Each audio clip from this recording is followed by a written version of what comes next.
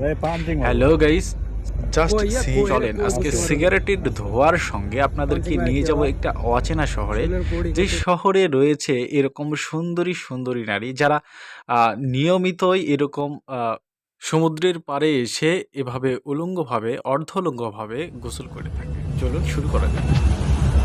চলেন আপনাদেরকে নিয়ে যাই একটা শহরে। আর শহরটি হচ্ছে এই দেশে, যে দেশের নাম হচ্ছে দুবাই। এই দুবাই দেশে অধিকাংশ মানুষই কিন্তু মুসলিম।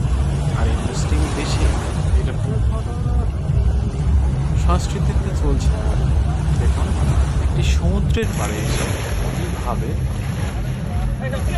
অর্থভাবে মেয়েরা বসে। তো আমরা কয়েক বন্ধু মিলে ঘুরতে গিয়েছি সেই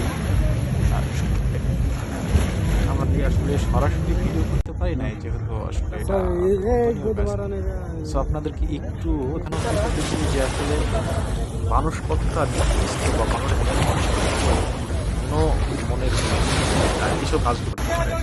ওনারা চাইলে কিন্তু আলহামদুলিল্লাহ বা পোশাক করে কিন্তু ওই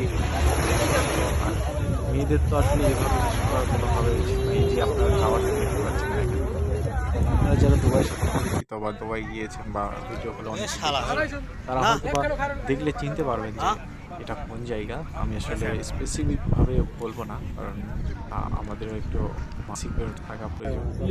সো এখানে কিন্তু আসলে এই কিছুক্ষণের মধ্যেই এরকম অন্ধকার হয়ে যায়, আবার কিছুক্ষণের মধ্যেই আলো হয়। এটা কিন্তু একটা আকর্ষণ বলা যায়।